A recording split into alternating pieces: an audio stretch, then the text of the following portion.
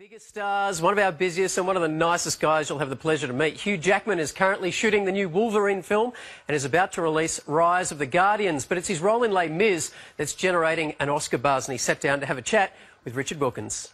One day more. Is that? Another day, another destiny. Hamza? It's never-ending road to Calvary. It would be remiss of me if I didn't congratulate you for Les Mis. Thank you, man. Thank you. Wow. Yeah.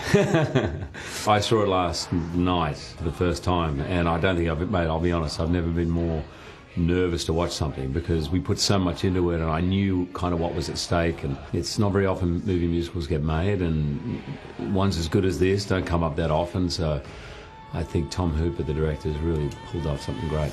Was there ever a time when you thought, it's great I got the part, yes, now I have to yes, do it, you know, and it's kind of a big part? I rang Deb probably about 4 weeks before we started. I said, Deb, I don't know if I can pull it off.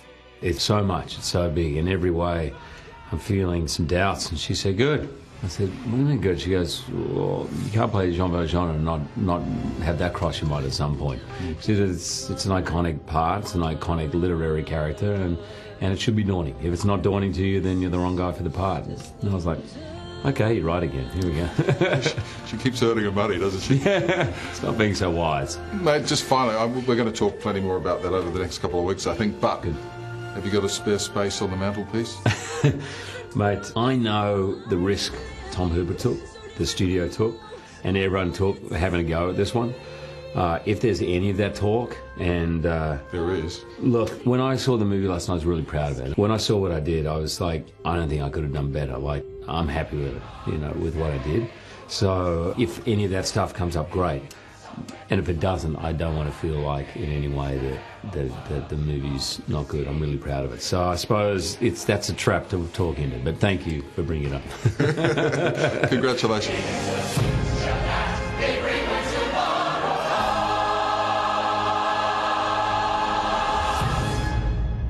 And we'll have more of Richard's chat with Hugh Jackman in our next hour. He doesn't get his shirt off in Rise of the Guardians, by the way. Just want to let you know that. Australian actors are on a roll in Hollywood, and Hugh Jackman is leading the charge. He talked about reasons for that Aussie invasion and his 3 films about to hit our screens with our very own Dickie Wilkins. Bunny! Prepare to meet Bunny Mun, an entirely different breed of bunny. He's armed with egg bombs, an Australian accent. Happy Easter, you little ankle biter. And throws a mean boomerang. Mate, are you the busiest bloke in the business or what? Today? Yeah, I know. Yeah, kind of. Yeah? Yeah, trust me, it's an issue at home. I'm yeah. sure. Don't mention the war. How do you get your head around it? I mean, you're introing, you know, the first world screening of Les Mis. You're doing publicity for Rise of the Guardian. You know, you're learning lines for Wolverine. Yeah, right. Well, luckily I finished that one now. Are you finished? Done? I finished Wolverine on Thursday. Which would explain the absence of the facial hair. Exactly. Got a round of golf in on Friday. That was my break. That was good. By comparison, Rise of the Guardians, yes. A walk in the park. You know, I worked 3 years on Rise of the Guardians, and it's so nice when they finally come out. You know, I play one of the parts, I play the Easter Bunny, and when they said to me... Easter kangaroo. Yes. When they said to me, you're going to be this irascible Aussie Easter Bunny, I was like, fantastic, I'm in. And with all the Amy stuff that's going on, that's fine, but as far as my kids are concerned, I'm the Easter Bunny. And that's all that matters in my house. Did he always have an Australian accent, or just when you said yes? Yeah. You don't know the legends? Yeah, it's been there. There's rock painting somewhere of the Easter Bunny. What are the main challenges with something like this? Funnily enough, we were taking it around the world, and we were, you know, some countries don't have these characters. Like, we have all of them, although I didn't know much about Sandman myself. But Santa or Easter Bunny doesn't exist in some countries. So for some parts of the world, we have to do a little bit of explaining. But, you know, they're all iconic characters. It's in a way like the Avengers for kids' characters. So bringing them all together in the story is always tough. I guess the Tooth Fairy is universal. Yes. It seems you have... The Tooth Fairy is universal, yes. Isla Fisher played the Tooth Fairy. Yes. You seem to be, I don't know, lucking out having fellow Aussies in projects at the moment. It's true, absolutely. Yeah. Isla's just hysterical. I think she's adorable. I think my daughter loved the Tooth Fairy. She's the Tooth Fairy and the Sandman. I said, we're at the Easter one. She goes, yeah, it's all right. Do you actually ever meet these other people during the process of making the film? It's just you at a voice booth somewhere. Me and the director pretending to be all these other characters. But if you think about it, for 3 years, the first session, I did the entire script. I come back 3 months later and I do the second rewrite of the entire script. 3 months later, I do the third. So they're constantly working on it till they get the right mix. They actually film you when you're doing it, I understand. Yeah. And sort of incorporate some of your mannerisms. Yeah, they do. And, you know, I don't know if it came rubbed off at all, but I really... But, oh, there's an egg. No. Filmmaking is such a global business these days, but it still must be nice to be able to put a good Aussie thing in there. It's great because it's not a hard sell anymore.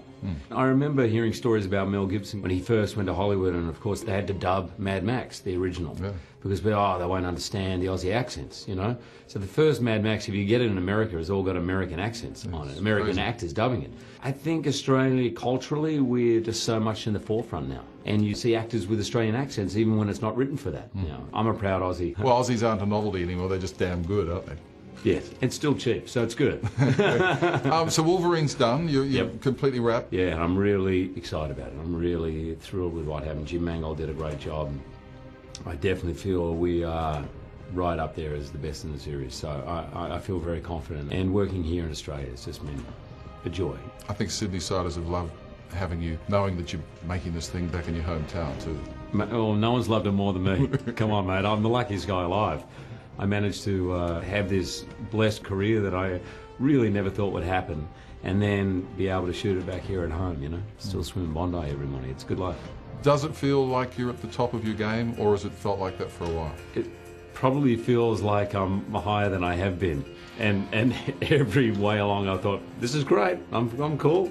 Never thought I'd get this far. Oh, this is good. But when I got off at, you know, Les Mis or doing Rise of the Guardians or Wolverine, it's certainly right now feeling like a good time.